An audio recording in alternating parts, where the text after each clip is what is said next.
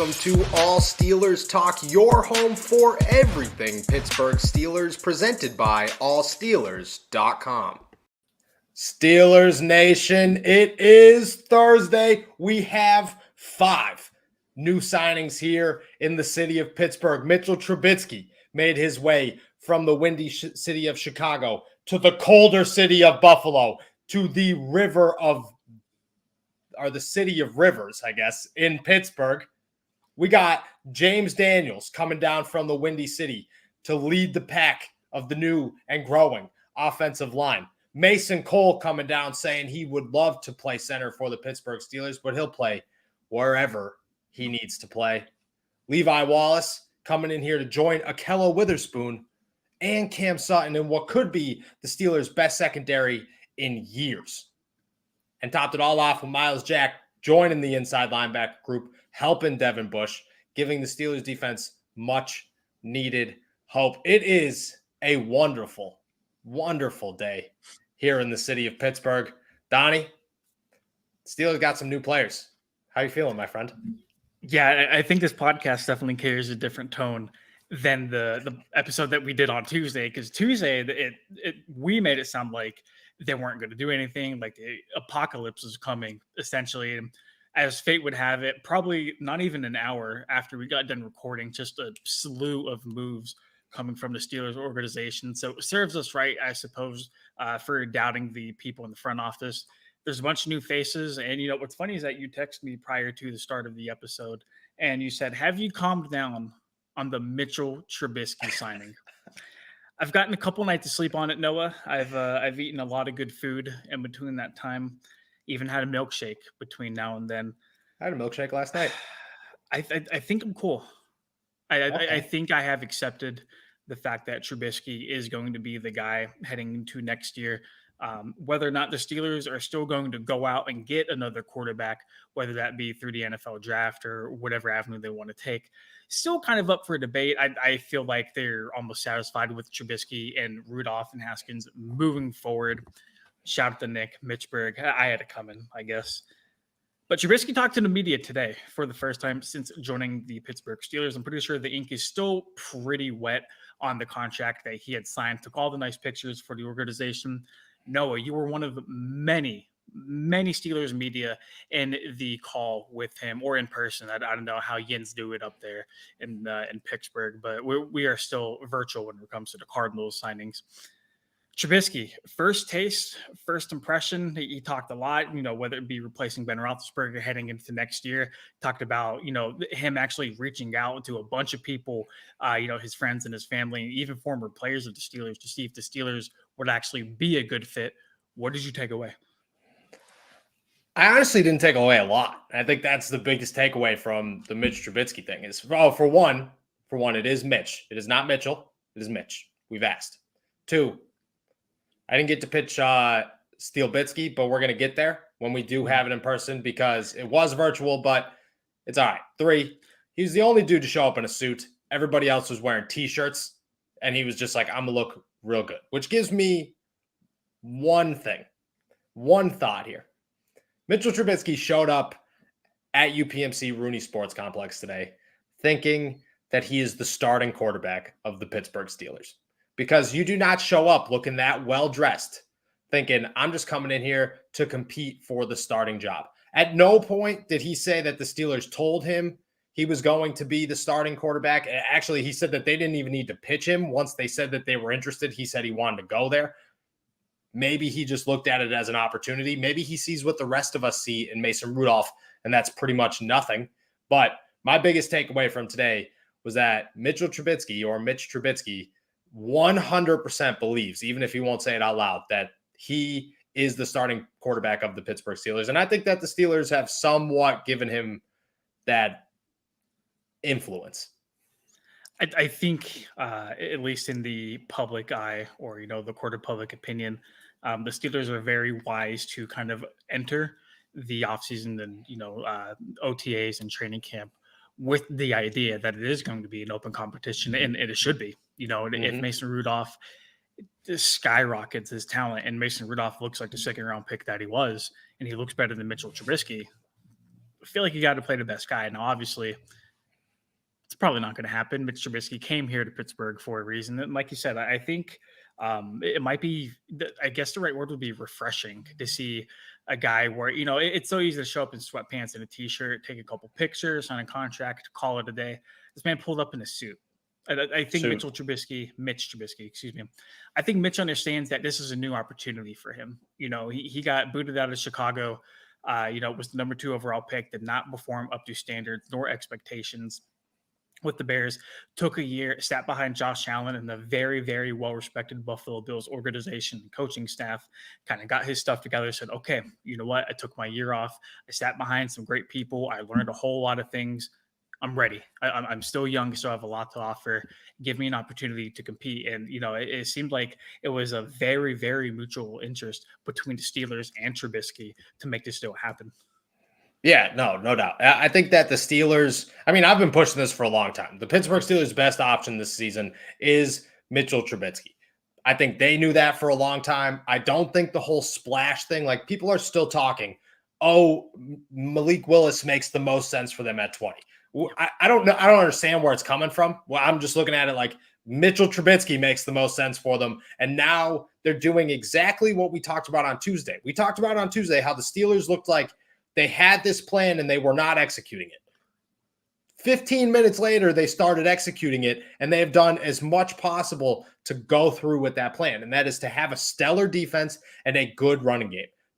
They rebuilt the offensive line beautifully, in my opinion. They went out and got Myles Jack, which is a great acquisition. He's 26 years old, 2 years, $16 million. In my opinion, that's a steal for a guy like Myles Jack. They're doing exactly what they need to do to build around Trubisky. And I just, to me, it has made so much sense. And I think that they have, Mike Tomlin, Kevin Colbert, they think as realistically as any of us. So everybody else going out and saying, we need Bobby Wagner. We need Malik Willis. We need Kenny Pickett. You got to go get George Pickens. Mike Tomlin's sitting back and he's like, dude, I've had this plan for a year and a half now. And you could say whatever you want, but I'm going to do it my way. And my way is going to be real simple. It's going to work, but it's going to be real simple. Yeah, I still think the rebuilding on the offensive line isn't completely done. I would still like them with an early pick in the 2022 draft to go and address maybe 1 or 2 positions more of that. And it seems like everybody in Pittsburgh at least acknowledges that you needed somebody in the quarterback room besides Mason and besides Dwayne, who actually just signed his tender this week as well. I feel like that was really swept underneath the rug, but it's kind of like a minor move. You needed somebody in that quarterback room to push the competition level. So, you can at least be a competitive team heading into 2022. Now, obviously, I have my reservations about Trubisky. I don't think he's a good quarterback. Time will tell if the year off in Buffalo, sitting behind Josh Allen and spending it with the Bills, we'll see if that did anything for him. I really don't think it did leaps and bounds for him as a player. I just feel like he needed to get out of the situation in Chicago, before Tuesday and Wednesday, I would have told you that the Steelers offense was probably not in a good position to have Mitch Trubisky succeed. I do feel a little bit better, about the Steelers offense with the new additions on the offensive line, with them rumored to be interested in a guy like Pickens or even like Justin Ross. They were at Clemson's pro day. Just getting more help and going to, attack the point of emphasis on the football, which is run Najee Harris whenever you can, and then just don't turn the ball over. Do not turn the ball over. Throw a couple passes whenever you need to, which, by the way, super off topic here. Juju hasn't signed anywhere, and nobody is talking about that. I have heard through the grapevine of sources here that Juju Smith-Schuster has almost zero interest in other teams. Does that mean that interest won't come as the market goes down? No, but I just think that a lot of people think that his value in himself is a lot higher than what his actual value. Juju Smith-Schuster is your atypical wide receiver, and you can find him in a lot of places. When it comes to the pro day in Clemson, I just want to also toss out that, and I tweeted this earlier, Mike Tomlin has been to more Clemson pro days than trips to Giant Eagle. The dude goes to Clemson pro day every single year, sends the whole house there because Clemson pumps out more NFL players than pretty much anybody besides Alabama. So you'd be crazy not to go. So people make a big deal out of it. Like the Georgia thing. I was like, oh, okay. They sent the house to Georgia, to Clemson. I was just like, yeah, this is like a family vacation for Mike Tomlin and Kevin Colbert. Did you see where they asked Mike Tomlin if he thought Jordan Davis would end up being a Steeler? Yeah, and he said no. He was like, yeah, he's going to be hugging Roger Goodell before he even drops to us. So, yeah, I did love that. I think Jordan Davis ends up a Steeler. I'm going to put that into the universe right now. If my first round pick, and it will stay like this until something proves me otherwise, my first pick for the Pittsburgh Steelers right now is Jordan Davis. Also, I would not be surprised if they moved up to get him because I think that they love him that much. And I think he's that good. Jordan Davis is the guy. Like this needs a whole other episode to talk about it. We should probably save this for next week. What do you got? Toss them at me. Dude, there's just so many different options that the Steelers could do in the first round now. Oh, because I feel like entering into free agency, we were really relegated to positions like corner, maybe wide receiver, offensive line, quarterback, maybe inside linebacker. And slowly but surely over the last 48 hours, I feel like the Steelers have done a really good job of taking pressure off themselves to where, if Charles Cross isn't there at number 20, don't sweat about not taking off the tackle. If Willis or Pickett isn't there at number 20, don't sweat about not taking the quarterback. It really feels like they have kind of crossed their T's and dotted their I's to the point to where they can sit back and take the best player available. And, like good football players, no matter what position they play, will make you a better team. And I just feel like instead of being relegated to a certain position that they need to attack, an example, Artie Burns. Whenever Artie Burns was drafted, the Steelers needed the corner. They were so fixated on William Jackson that the Bengals jumped up in front of Pittsburgh to get him. The Steelers freak out and they end up panicking and taking Artie Burns. Almost a very similar situation with Terrell Edmunds. Whenever Terrell Edmunds was drafted, who still hasn't signed anywhere, by the way. Another interesting little tidbit. And by the way, did you know he blocked me on Twitter? No, I didn't. But that's hilarious. Have you ever tweeted at Terrell Edmunds? Have you ever?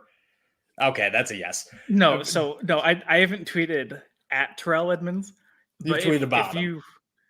Yeah, I was like, why did he block me? And then I searched my @ name and then Terrell Edmunds. And dude, it was like a laundry list of me just talking mad stuff about him and like how he was not a good safety.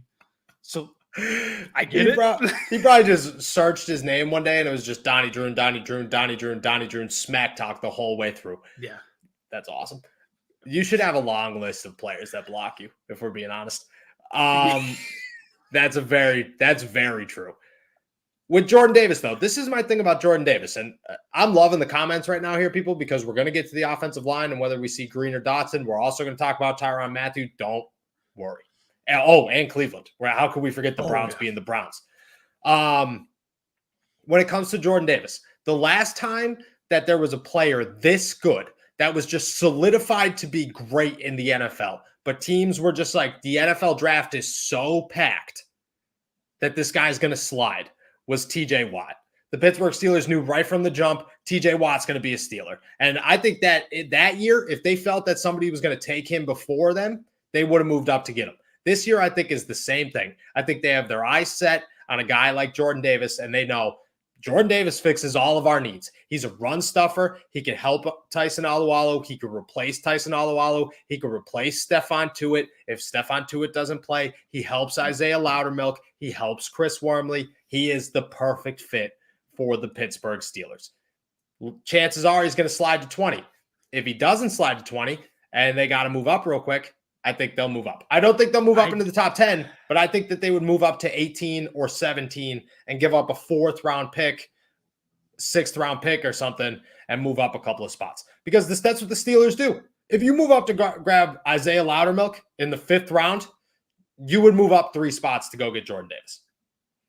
I don't think Jordan Davis is going to be there, bro. I really think that Tomlin hit the nail on the head when he said that Davis is going to be hugging Roger Goodell before the Steelers even get a chance to go on the clock. And that being said, you throw Jordan Davis in there in the front 7 that consists of Stephon Tuitt, Cam Hayward, hopefully healthy Tyson Alualu, TJ Watt, hopefully steadily improving Alex Highsmith, who I feel like has improved year after year.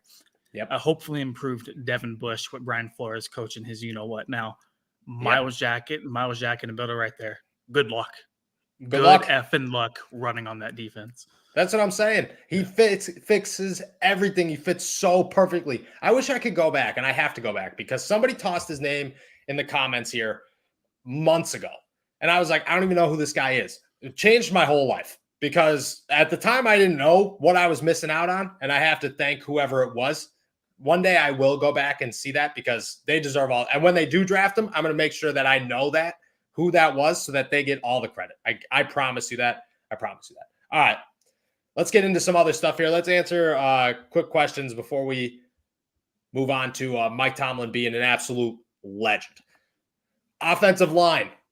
Do we think that Dotson or Green, who's in more trouble here? Who's looking to make a move? So I will say this. Mason Cole said today that his most natural position is center. James Daniels said, I'll play wherever. It don't really matter. I feel comfortable across the line. If I had to guess, right now, Kendrick Green is looking at the left guard position. Kevin Dotson is looking at the right guard position.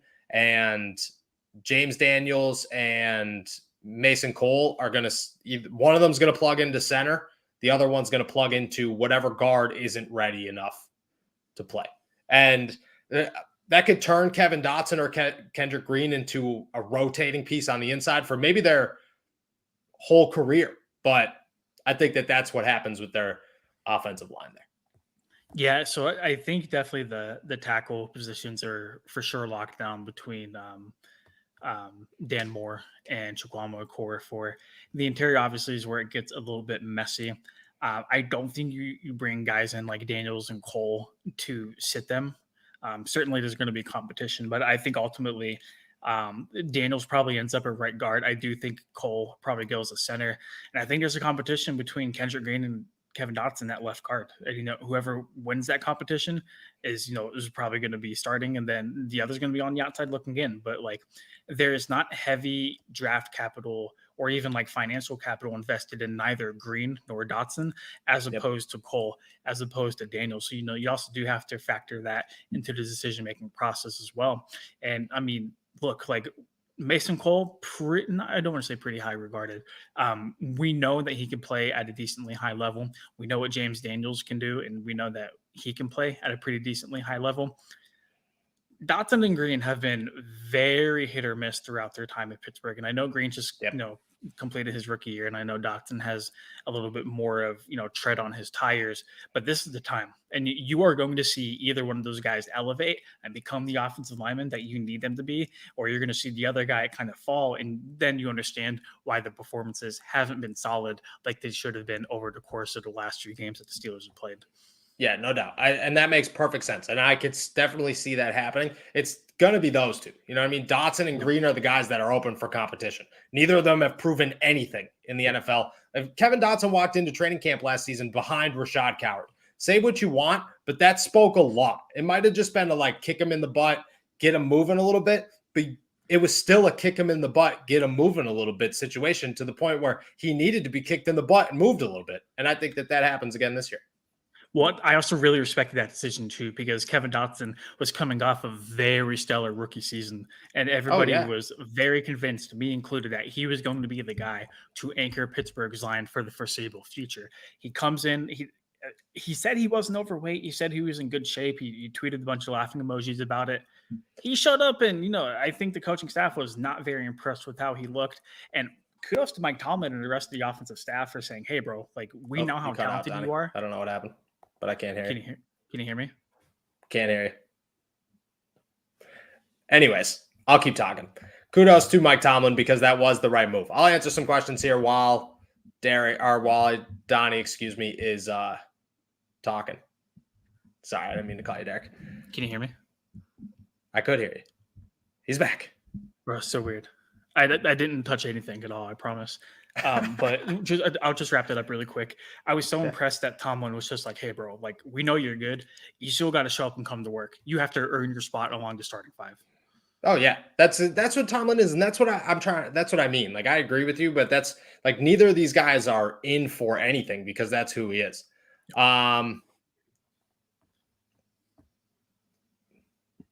Trevor hates you, bro. Trevor hates me, man. Appreciate you. Deuces to you too. All right, let's answer some questions here. Do you think that they're done with free agency? No, and we're going to touch on this in a little while, but there's some safeties that are coming to Pittsburgh. At least one of them. We're going to get there. We're going to get there. Just going to toss this one out there. I'm not even going to say anything. But we'll get there. We'll get there. All right. The other point that I picked up, the biggest thing that I picked up in these opening press conferences for the Steelers' new signees. Mike Tomlin is an absolute legend. Absolute legend. Myles Jack spoke. It took him 5 seconds for everybody in the Zoom call to be like, okay, well, this was the coolest thing that we're going to hear all day. There's no need to really talk anymore. And that was that he got a phone call. So he was released by the Jaguars Tuesday morning.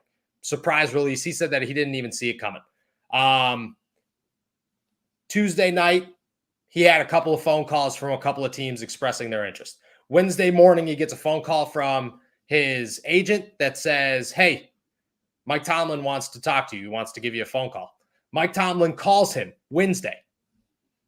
Says, I have to read it. I have to read it word for word because it is amazing, actually.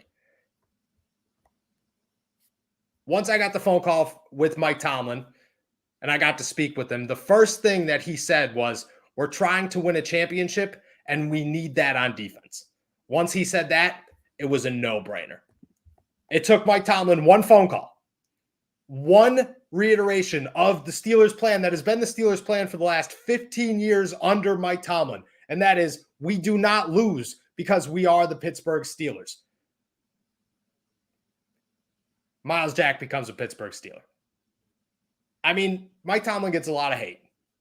Gets some hate from me from time to time. But at the end of the day, Mike Tomlin is an absolute legend. And I think it's moments like this where you have to sit back and just say, yep, he's a legend. I think that puts into perspective, too, the amount of respect that he commands across the league. Because how many NFL head coaches right now can pick up the phone to a free agent that's going to be pretty highly regarded for his position, pick up the phone and say, hey, bro, run it. And that's what I'm saying. That's all he said. Like, tell my agent to talk to literally anybody else. I'm coming right here, right now. Nobody. That's not going to happen with anybody. The Pittsburgh Steelers have the coolest coaching staff in the NFL. They have Mike Tomlin, Brian Flores, who's an absolute legend in the NFL, especially amongst the players. Terrell Austin, who, if you've talked to any Pittsburgh Steelers defender, loves that man more than they love their mother. Like, Terrell Austin is just that dude. A bunch of other guys. I mean, you could go, Carl Dunbar is a dude who Cam Hayward refers to as possibly the best coach in football that nobody talks to. Matt Canada is what he is.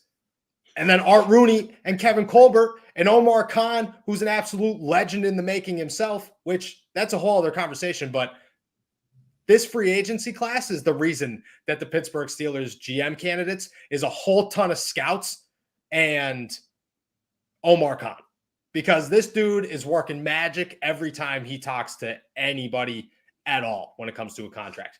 They have the coolest organization in football, all headed by Mike Tomlin. And I get, like, people give that to Rooney and they say, this is what the Rooney family builds. And I won't take anything away from the Rooney family, but Mike Tomlin builds this culture, and he's got the best culture in football. And at times like this, when you really need to go out and make some moves, he realized how bad he screwed up last year. He needed to come back this year and make up for all of it. And he just said, hey, I'm Mike Tomlin. I can do whatever the hell I want to do. I can talk to anybody, and I can make them fall in love with me. And he did. Beautiful. I certainly think that Tomlin adds to the whole culture thing. I do think the Steelers, without Tomlin, would be a well-respected and well-regarded franchise, just because of the historical prowess. But Tomlin, and it's so funny because, like, there's always a knock on them about them being and going about things as like the Steelers way, right? Like they wouldn't sign X player because it's not the Steelers way. I think Yep. Tomlin, since he arrived here in 2007, has kind of helped bring like a different perspective and like a fresher pair of eyes onto like how you are supposed to do things here in the NFL. And it's not a coincidence that he's the second highest win percentage for head coaches since arriving to the league in 2007, only behind Bill Belichick, who may or may not have created a dynasty in the world of professional football. So definitely tough setting right there. You mentioned contracts, and I do want to get into this. Myles Jack's contract, 2 years, $16 million, $6.5 million guaranteed. Did you see the two different cap hits between 2022 and 2023? For who now? Myles Jack. Yep. Yeah. It's I want to say $6 million in 2022. 2022 will be 4.75 million. 4.75. Very good deal. Very Amazing. good deal for him. 2023 though jumps up a lot. 11.25 million will be the cap charge on him. Overall, across that 2-year spread, obviously $8 million on an annual basis is pretty solid. That jump next year, though, I know the salary cap is going to be a very heavy topic of conversation, and rightfully so, because it is expected to skyrocket. 11.25 million is a lot. I don't want to say it's a lot. It's a very steep jump from the original figure that you were paying him. Do you think he's got to perform really, really well in order to come back in 2023? No, I honestly don't, because if he plays very well and he's part of the Steelers' long-term plan, they'll just extend him and then they'll restructure that money to where it's less of a cap hit. You know what I mean? I think that this year is I don't even want to say approve it, but just make sure he works, because even if you are young and super promising, you don't always work in the situation that you're put in after you become a free agent. I think this is see if he works out. Chances are he's going to. And then instead of signing him for a 6-year deal and having a major cap hit the whole way through, it's a 2-year deal where if we add more years next season, we can push that cap number down and it could remain the same. Plus, exactly what Charlie is saying. $11 million for a dude like Myles Jack, in my opinion, steal. An 100%. Absolute steal. The dude could turn out to be amazing. Next season, you don't have to worry about Tyson Alala's contract. You don't have to worry about Stephon Tuitt's contract. There are names. TJ Watt is taking his first big hit to the salary cap this year. I get that Minka is going to be a name that takes a big hit next year. Deontay Johnson probably as well. But it's gonna work out. They put themselves in a situation to not have to add void years and worry about dumb things, but figure it out down the road and not too far down the road. You know what I mean? I don't think it's a bad idea. Omar Khan's a genius. I do want to point out too, I do think the Steelers have done a very good job of adding muscle to the roster while also being able to like trim fat at the same time. I know on the show the last couple of weeks, we talked about Joe Schobert and the possibility of him remaining on the roster throughout the rest of the season, including playing this year in 2022. And that gave the Steelers a little bit of flexibility to, do what they needed to do, whether or not that was adding another inside linebacker, entirely up to them. But with a guy like Myles Jack coming to Pittsburgh, that's a no-brainer. So they cut Schobert and then they cut Zach Banner as well, who, he got paid millions of dollars to only play a couple snaps starting along the offensive line. Great guy, but those two guys probably in the grand scheme of things needed to go. And so, when you weigh the want to have a guy like Myles Jack compared to having guys like Schobert and Banner, it's really a no-brainer, right?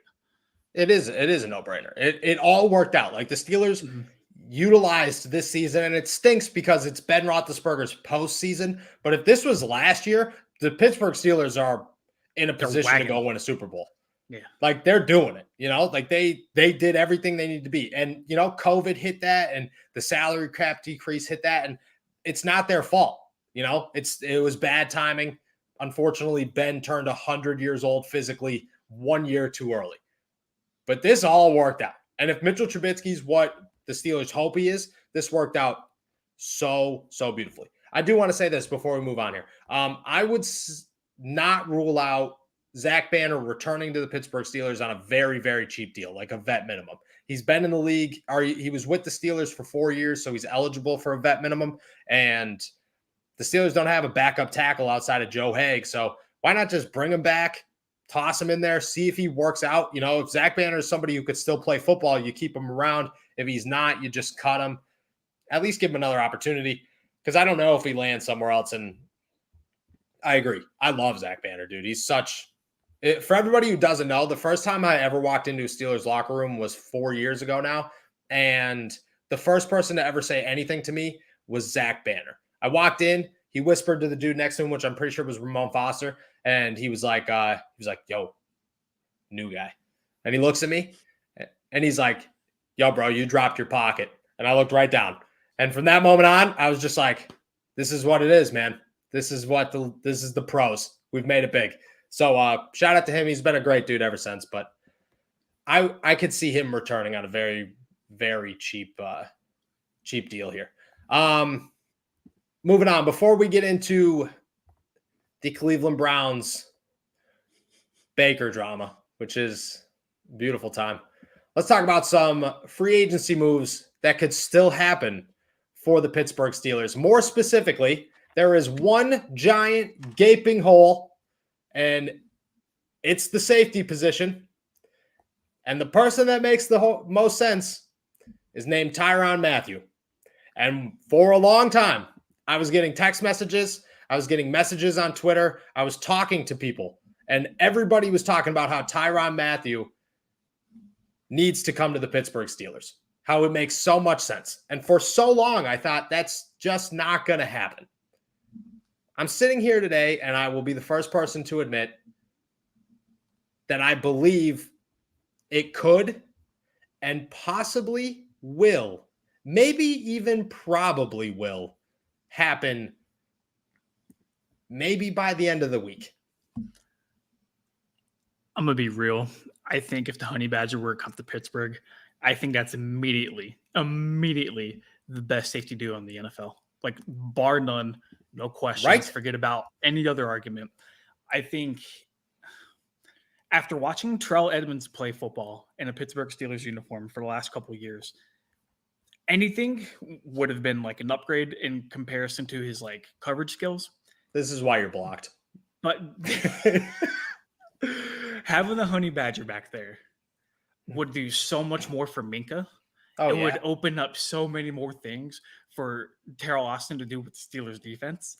It would just he's good in coverage. He's good in run support. Like, bro, like he is almost everything that you need that extra safety right beside Minka to be. He's perfect. He is. So Minka Fitzpatrick is, in my opinion, the best safety in football. And that's arguable. And I'll admit that that's arguable. But in my opinion, he's the best safety in football.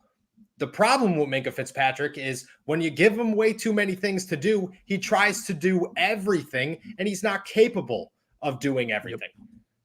You put a guy like Tyrann Mathieu next to Minka Fitzpatrick. Minka Fitzpatrick doesn't have to do everything. He could just be Minka Fitzpatrick, which is an absolute playmaker. You don't have to worry about where Terrell Edmunds was, and they could say whatever they wanted about how they have so much chemistry and they just read off of each other, and it is what it is. If Terrell Edmunds is dropping deep, Minka Fitzpatrick's worrying about him. Exactly. Yep. Like Minka knows, like, I have to go at least somewhat cover that position. You get a guy like Tyrann Mathieu, he could play all over the field. And just like John points out here, he can also play nickel, which is beautiful because the Pittsburgh Steelers don't have a true nickel right now outside of Cam Sutton. And Cam I still don't love Cam in the nickel anyway. That's what I'm saying. Tyrann Mathieu fills every single hole that the Pittsburgh Steelers have wanted to fill for years now. And he does it on, it's not like we have to take a risk and he has to develop to the defense, which goes all the way back to the Pittsburgh Steelers' plan for Mitchell Trubisky. This defense is not looking for a guy that needs 2 years to develop. They're looking for a guy that's ready to win a Super Bowl right now. And Tyrann Mathieu, nobody seems to remember, was a Pro Bowler in 2021. So I don't know. Makes too much sense, my friend. Too much sense. Now, let me ask this. His market value on Spotrac is 3 years, $44.59 million, $14.8 million a year. That being said, That being said, he has never signed a major contract, at least not that I know of. He signed 3 years, $42 million with the Chiefs, which is big, I guess, but like it's less than what they're asking right now. He signed a 1 year, $7 million before that. And then he signed the major one with Arizona that didn't really, it like worked out for a while. And then for some reason he was gone. Do you think that he goes for them? I don't even want to say takes a discount because if you're Tyrann Mathieu and the Pittsburgh Steelers are like, hey, we'll pay you $8 million a season, but the Kansas City Chiefs are like, we'll pay you 15. You're going to go play for the Chiefs. The Steelers aren't in a position. Yeah, the Steelers. Although it was really interesting because like before he actually hit free agency, it really appeared, at least on the social media channels, to where like that relationship was like fractured. Like between like Tyrann and like the Chiefs. I don't even want to say the organization, but just like the fans. Like Tyrann and like Chiefs Kingdom did not get along great for whatever reason. So I really don't think, unless Tyrann has nowhere else to go, literally nowhere else to go and play football in the league, I really don't think he would go back to KC. No, he wouldn't go back to KC. And that's what I mean. Like, I don't think Kansas City is a bad example, but just like another team like that. Now, if he has offers, he's going to take a bigger offer. But I just think that if the Pittsburgh Steelers are like, hey, here's $11 million over the next 3 seasons, and you're Tyrann Mathieu, and you're thinking, this is a team that's ready. It's a quarterback away from being ready. But Mitchell Trubisky has taken teams to the playoffs before, a lot worse teams than the Pittsburgh Steelers have right now. I don't know, man. I think that if I'm Tyrann Mathieu, I'm thinking, sounds good to me, dude. Like, sounds good to me. How much do you think Minkah Fitzpatrick plays a role into this? How much do you think that playing next to a guy like Minkah plays a role? I mean, you got to remember, Mathieu was halfway through the season last year, or maybe the year before that, when there was pictures of him like rolling his eyes at the Chiefs' other safety for making a terrible play on the field. So you get a guy like Minkah, you don't ever got to worry about that. Not undoubtedly. And I think the prospect of playing with a guy like Minkah in an organization like Pittsburgh for a very, what looks to be competitive team heading into the next season, it's got to be there. I just think it's all going to boil down to what Tyrann Mathieu wants financially. And, I really cannot blame him if he were to want to go and try to chase the bag again, because this is probably the last time he's going to look at significant money, especially considering his age and the position that he plays. So if he were to choose the Steelers other than for, any reason besides the money, sure. I don't think the Steelers have the capital to go out and get him right now whenever it comes to the salary cap. So if Tyrann comes to Pittsburgh, it's 1,000% because he's going to want to potentially contend for a championship and then potentially end his career in Pittsburgh and play next to a guy like Minkah. I believe so too, and I think he's got years. This is a good one. He is a free safety and not a strong safety, and I will be the first person to admit that. That being said, when you have great safeties, I just believe that they work off of each other. It's not necessarily a strong, especially in the Steelers system. Like a guy like Mathieu could just play across the field, whereas in Minkah could play the deep ball. And I get that Tyrann Mathieu is a guy that could also play the deep ball and be that guy, but he could adjust. He's proven that he could adjust. He's proven that he's that physical. I get where you're coming from, and I get the point. I think that they mesh. Good safeties mesh, and that's hard to put into words, but good safeties mesh. Look, I get it, and but you have to remember, whenever the Steelers' defense is functioning best, Minkah's playing that high safety role. He's playing center fielder, and then the other safety, which has been Terrell Edmonds the last few years, has been around the line of scrimmage, making plays right around the front seven, right near where the ball is going to be for most of the time. Tyrann Mathieu can fulfill that role. Like I like the conflicts between Minkah and Mathieu on the field together, I think would be greatly exaggerated. And I do understand the points to where Mathieu has played almost a similar role to Minkah in previous years. I do understand that, but like you said, man, like you get the opportunity to get two great safeties together, you're gonna find a way. You are going to find a way to make it work. And like I said previously, if you want to run the same kind of concept that you did on the defensive side of the ball, where you had Terrell Edmunds near the box and then Minka playing deep safety, playing that center fielder role, I think Tyrann's more than capable of doing what Terrell Edmunds did at a higher level. Yeah, I agree. I think that he has to adjust and. Oh, okay.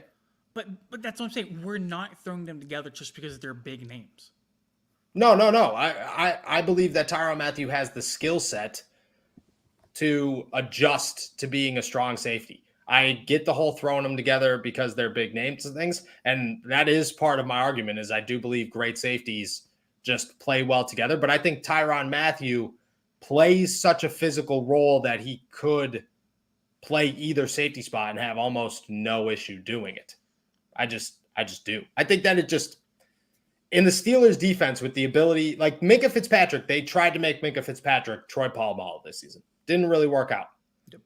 But the Steelers want their safeties to do a lot more than what a typical safety does. Tyrann Mathieu would do a lot more in Pittsburgh than he did in Kansas City. Minka Fitzpatrick does a lot more in Pittsburgh than he would do anywhere else. I just think that that's how their safeties play, and that's how they've always played. They've always only had one guy playing that role, and it was Troy Polamalu for a long, long time. Why Ryan Clark, played a traditional safety, his traditional safety role. But with these two guys, I think that both of them are talented enough to play across the field, and that if they adjusted to only playing that certain role, but they both played extended roles in their specific areas, if this is making any sense, it would work.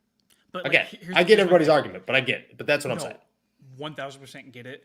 But look, the reason why everybody liked Edmunds and Fitzpatrick together was because they felt like Edmunds and Fitzpatrick complemented each other very well. Minka was the ball hawk, and then Terrell Edmunds was the guy who stayed near the line of scrimmage and was able to bring down defenders in the running game and then kind of patrol the field horizontally right around that 10 to 15-yard mark. Tyrann Mathieu can do that. Tyrann Mathieu is not the ball hawk that Minka is, and Minka is not the tackler that Tyrann Mathieu is. I get it, but also at the same time, it's not like they are the clones of each other. You feel? Yeah. Stubborn has an attitude. If this is true, that is also that could be an issue that everybody is kind of overlooking. Tyrann Mathieu, since he has came into the league, and I don't know if you know his whole backstory on how he came to the league. Yeah. He went through a lot of stuff at college at LSU. Cardinals took a chance on him. He developed and bloomed into this wonderful safety. He's surely a different personality than his college days, but he still kind of has that, I think ego is the right word to kind of put on him. So that's the thing that not a whole lot of people are talking about. How would that mesh with the Steelers? I would be more concerned about that clashing in the Steelers locker room as compared to his actual play style with Minka. Yeah, my thought on all those guys is the same. Mike Tomlin is Mike Tomlin, and he does. If you kept Antonio Brown under the table for as long as you kept Antonio Brown under the table, everything's going to be okay. Good points here. And before we move on, I want everybody's opinions to be tossed out there, because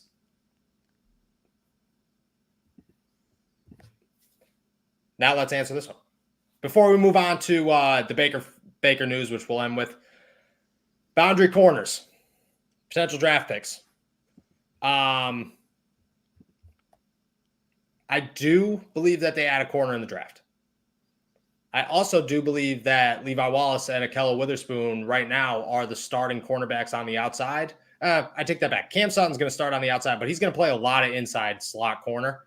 And I think that Ahkello and Levi Wallace will move to the outside. That being said, this draft class is way, way too stacked to not draft a corner. If not the first, second, third round, somewhere in the draft, to just say we have somebody. Because right now, think about it. The Pittsburgh Steelers have good corners, but they have 3 good corners in Arthur Millette, and then it's a pretty significant drop-off. you add somebody else in that mix, and at least you have some depth, because right now you don't have much depth unless you're thinking Levi Wallace is the alternative piece to swap back and forth on the outside. I think that it's almost a guarantee that at some point they draft a corner. I think the biggest takeaway from whenever we were in Indianapolis for the combine, just talking to GMs, talking to head coaches, talking to basically everybody that we got the opportunity to speak to, was that one, it's a deep corner class, like you had already alluded to. And number two, corners are like edge rushers, man. You can never have enough of them, especially with how the NFL is trending, especially with how much teams love to pass the ball, especially if you plan to make a deep playoff run and you run into quarterbacks like Joe Burrow, Josh Allen, Patrick Mahomes, guys like that, Russell Wilson now in Denver. You are going to need depth at the cornerback position, especially with an added regular season game to make it 17 games across the board. It's never a bad thing to have depth, and worst comes to worst, you have very good corner talent for very cheap compared to what other top guys are going to get on the market. Yeah, I mean, cornerbacks are expensive from time to time. You get a guy like Levi Wallace who isn't that expensive, but Ahkello Witherspoon went 2 years, $8 million. That's a big cap hit every season. You get a corner fresh off the market. You could turn him into a stud. Most cornerbacks that turn into stars very soon are best those first couple of years in. Then they turn into a Jalen Ramsey. But at that point, they're too expensive for the Pittsburgh Steelers to even think about, because that's not who the Pittsburgh Steelers are. So it's their best idea, I should say, to go after a rookie cornerback, try to develop him. The best case scenario for the Pittsburgh Steelers when it comes to a corner, they turn into Cam Sutton. They have a very productive but low-key first couple of years. They sign that next contract for pretty cheap. They turn into the starter. Best case scenario, they turn into a very, very good starter.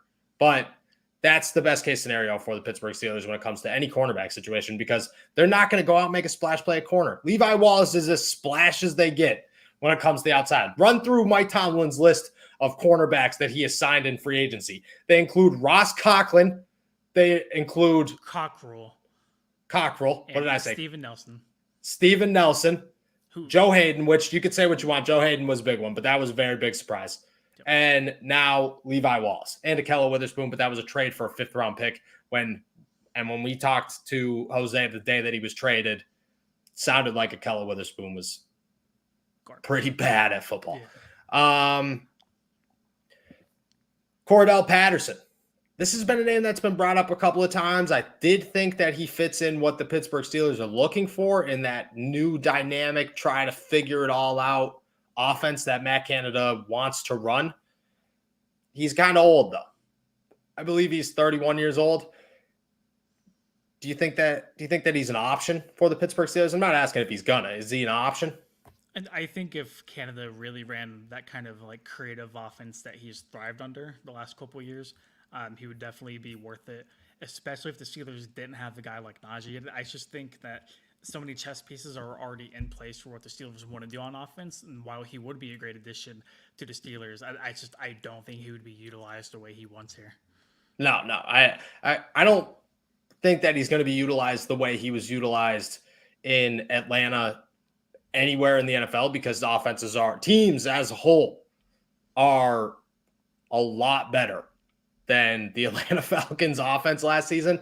But that being said, he does add a lot of potential. I could see that if the Steelers don't re-sign Ray McLeod and they don't make any moves at wide receiver over the next week, and Cordell Patterson's just sitting around, maybe Juju's already off the board somewhere, I could see maybe, as just like here's a veteran to come in and just be a special teamer and probably play some offense. But I don't think Cordell Patterson has the expectations to go in and be a star anywhere like he was last year. I think that if he's there in a week, maybe. Big maybe. I wouldn't be opposed to it. Gosh, no. I don't think him personally, I don't think he would like how the Steelers would like to run him. Yeah. He'd fit everywhere, but no, he wouldn't be a superstar. But again, I don't think Cordell Patterson's thinking that he wants to be he does want to be a superstar, but I don't think that he's thinking he's going to be a superstar anywhere. You know what I mean? He's got his whole NFL career being a nobody, and then he finally found a home in Atlanta, made the most of it, and here we are. So maybe, but again, I would say next Tuesday, if he's still on the board and that question comes up, it's a much stronger possibly than it is right now. I would still say Juju's the best bet to come back as the Steelers' third wide receiver, but I still don't think that that happens until next week. I think Juju's going to push out the week and see if anybody makes an offer on him for any significant money. When that doesn't happen, the Steelers will call next week and say, hey, man, here's a 3-year deal, $4 million a year. Come play for us. Bro, $5 million a year. It's not going to be that low. It could be that low. It could be that low. It could be that low. $8 million this year. And this is nothing against Juju Smith-Schuster, but $8 million this year is a much better deal. Like, he was worth so much more last offseason than he is this offseason. And $8 million is what he peaked at last year. I get that the salary cap is up, but the options are also a lot better. There's a billion wide receivers in the NFL draft. I mean, dude, for a week and a half, Christian Watson was like the next superstar of the NFL. He has faded into nothing again. George Pickens at one point was considered like a 3rd-round pick. Now people are like, oh, maybe the Steelers take him at 20. You know, there's so many wide receivers in this draft that at some point, everybody's just going to stop talking about Juju Smith-Schuster.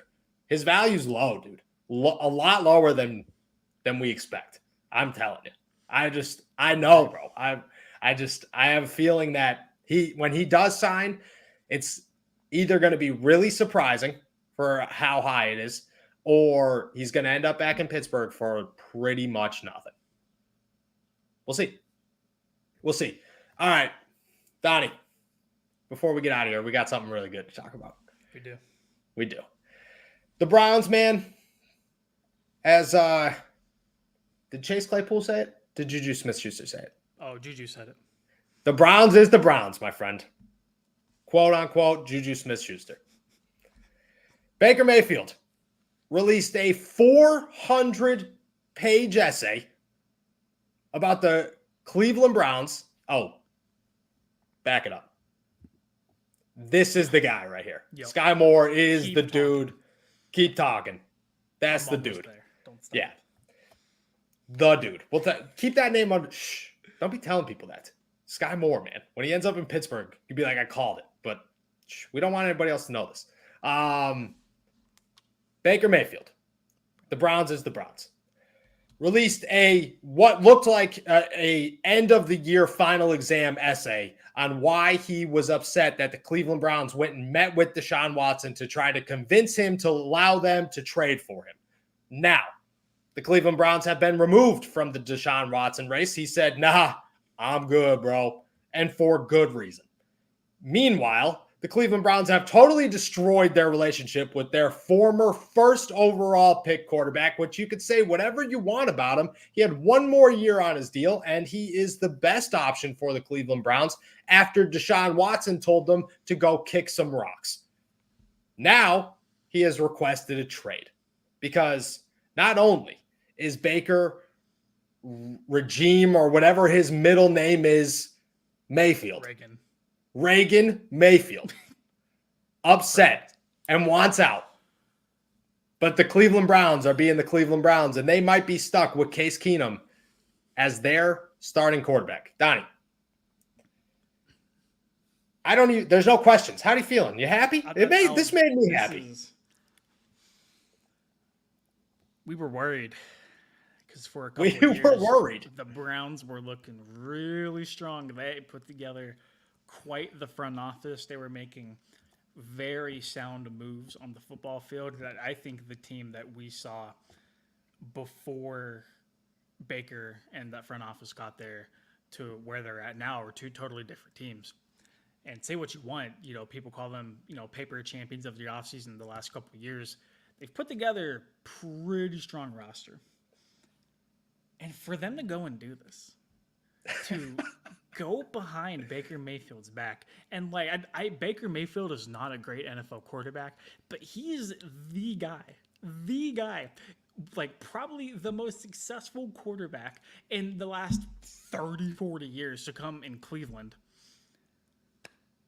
To do that to him to sabotage that relationship for a guy who told you no. You were rolling the dice on Deshaun wanting to come to Cleveland. Deshaun can come to Cleveland. Baker finds out that you went after a quarterback without even telling him. Baker They did tell him that. They did tell his agent at the combine that they would pursue top end quarterbacks.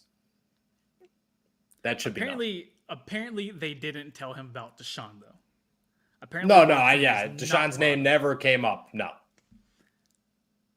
Now Baker wants a trade, and did you see the report where the Browns said they will not satisfy his trade request, and they're going to keep him there? So that's the best part of this is the Cleveland Browns are now going to walk into 2022 with Baker Mayfield as their starting quarterback, who wants absolutely nothing to do with them. So what is he doing? What you have Baker Mayfield who's playing for a contract, but at the same time wants to not be here anymore, doesn't want the Cleveland Browns to win. Like if you're Baker Mayfield, you're not trying to win a Super Bowl with the Cleveland Browns. You want to win a Super Bowl with your next team, but you want to get paid like a Super Bowl champion with your next team.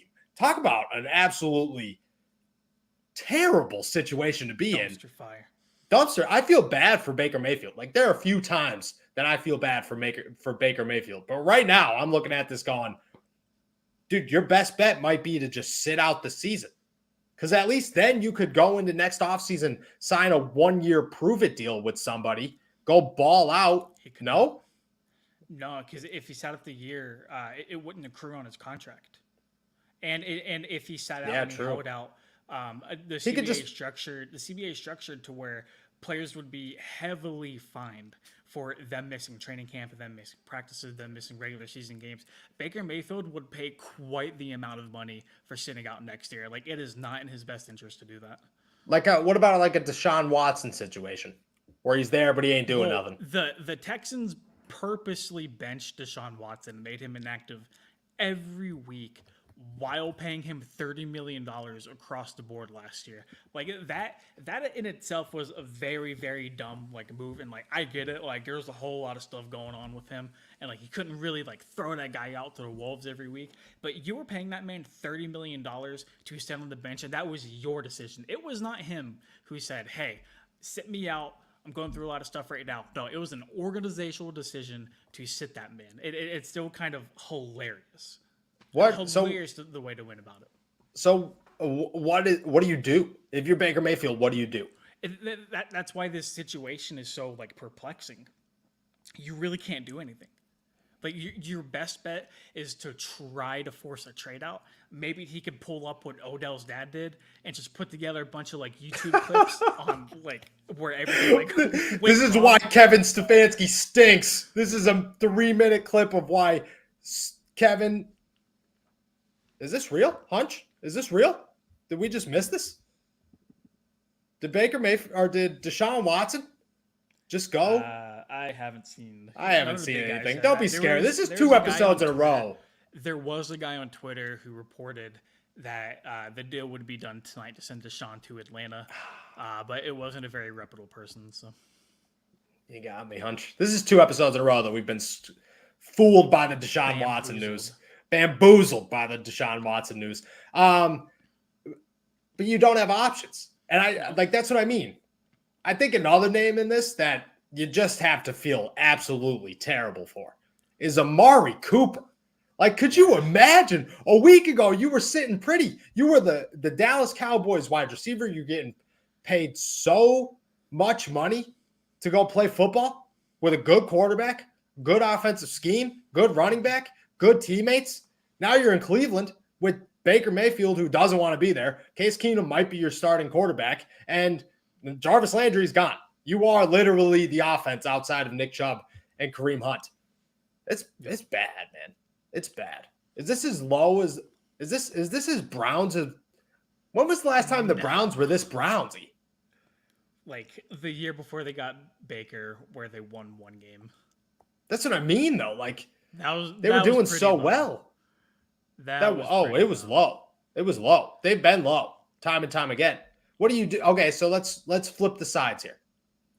If you're the Cleveland Browns, do you just push it out with Baker this year and then move on? And like, do you want to win with Baker? Like all the other quarterbacks that you could have gone and like grabbed, they're basically off the board. They're all kind of Jameis Winston's gone. still there. Bro. You could hate Jameis Winston, but that's not what I mean. That's not what I mean. I'm not talking about this season. What do they do? If you're the Browns, you don't want to win because you don't want to go sign a quarterback next offseason. You want to draft a quarterback. You want to draft the next better Baker Mayfield. You want to go find your own Deshaun Watson, right? So you don't want to win, but at the same time, if you're not going to trade Baker Mayfield, you're trying to win, right? So what is the goal here if you're the Cleveland Browns? I think they tried to be pretty sneaky with them going and trying to get Deshaun Watson because, think about it like this. Deshaun realistically was probably never going to Cleveland. And, I mean, let's say, the Browns were just like, hey, you want to come to Cleveland? And Deshaun's like, no. And, that does not see the light of, public information. Yes. And, that info doesn't hit, the public. Everything's fine right now. Everything is, A-okay right now. Baker feeling great about himself. Just got Amari Cooper. Things are looking on the up and up for Cleveland's offense next year. The report that came out where the Browns said they wanted an adult at quarterback. What? I didn't hear this. I think that was the dagger. Yep. There was what is there they wanted an adult within the Browns organization who said that they wanted a quote adult at quarterback. What? What? Look it up. An adult so look it. I'm not going to be the guy. I'm not going to say my thoughts. I'm just going to say real simply, Deshaun Watson is your adult quarterback. Adultery. Yeah. The Browns is the Browns, my friend, and they always will be. Let's answer some questions before we head out here. We got a good one here from Monsoon Tevin. Good name.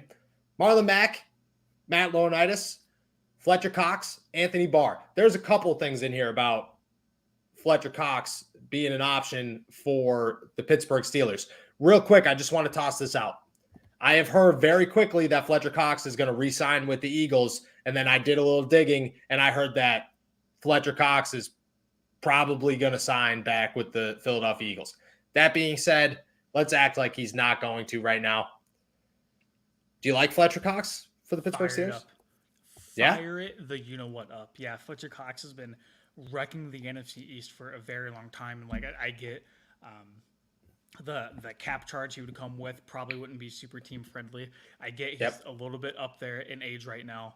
But man, Fletcher Cox, just in terms of getting another game wrecker in that front seven, especially in the interior, right on the nose of the football, or maybe even a little bit off it, depending on what kind of package you're going to run. Yeah, I would be all for it. But obviously the price tag comes into consideration.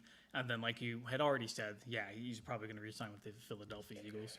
Yeah, I like Fletcher Cox, and I think he's a great player, and I think he'd be a perfect addition to the Steelers. They've also tried to trade for him in the past. At least that's what reports have said. I just don't see the money and the age and the whole situation working out. They took a risk on Tyson Alualu. It worked out very well. And Fletcher Cox is a lot healthier than Tyson has been. But it's still an age thing, whereas you don't want to keep going up when you're investing so much in the down. The Pittsburgh Steelers have put a lot of money into younger guys right now because they're looking at this as an opportunity to rebuild for the future and succeed right now. I just don't think that Fletcher Cox fits that mold. That being said, if it happened, it would not surprise me at all, not even in the slightest. Marlon Mack was a name that was on my top 10 free agents for the Pittsburgh Steelers to sign, and I think he still is. He's not going to be expensive at all because of last season. He needs a job. He's looking for more of a role than he had in Indy. The Pittsburgh Steelers are banking on Benny Snell Jr. to do anything right now. I just think that he's a good number 2 to sit behind Najee Harris and be a reliable backup for right now. Plus, he's going to be very, very cheap. And he's 26 years old. I think Marlon is what the Steelers want Benny to be. Like as funny as that sounds. Yeah, but exactly it. Yeah. So I think going out and getting a guy like Marlon would probably benefit the Steelers a lot, just because like you cannot continue to run Najee like into the ground, especially if you want Najee to play here for a decent amount of time. And like even so, like the two back system is definitely the way to go in the NFL nowadays. So I feel like Marlon Mack would complement Najee Harris fairly well, and I think he would be utilized greatly here. Cole Beasley's come up a couple of times in the comments. What about Cole Beasley? Hot sauce? Yeah, I mean I wouldn't mind it. Like what like Ryan Switzer should have been. Yeah, I'll take him. He's not a bad move. No, he's not. The Steelers need somebody besides Deontay who can like separate at the line of scrimmage. And, especially in between that like 5 to 10 yard area, I think Cole Beasley would be a perfect fit for that. Yeah, he would be. It all comes down to if he wants to be in Pittsburgh, the fit in Pittsburgh. Mike Tomlin and him might have to have a conversation because I feel like Cole Beasley's a very outspoken type of dude, and the Pittsburgh Steelers aren't really into their very outspoken types of dudes.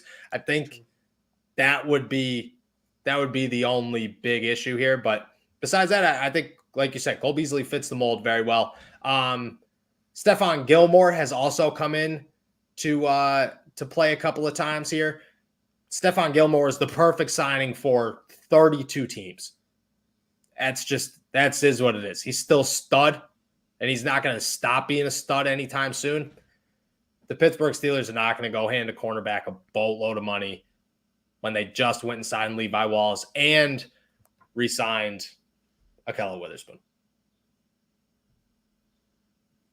Good thoughts. Bro, I didn't even think about this. The connection between Money Mitch and hot sauce. Dude, and Cole Beasley. That's what I'm saying. There it is. Imagine the t-shirts. Imagine the Money Mitch to shh. That's 2 secrets that we've given away in this podcast, and we're not about that life. You're not wrong. Donnie's over here just falling asleep as we're talking, but that's okay. Look, I tried using the nice microphone you sent me. All right. Yeah. I plugged it in. Just took it out the box. All right. Don't yell at me. I'll figure it out. We'll figure it out.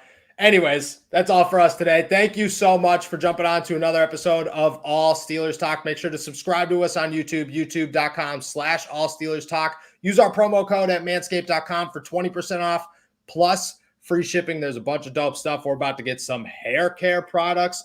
Let's go. Like this page, be a friend, tell a friend to come subscribe to us. We'll see you tomorrow. Peace.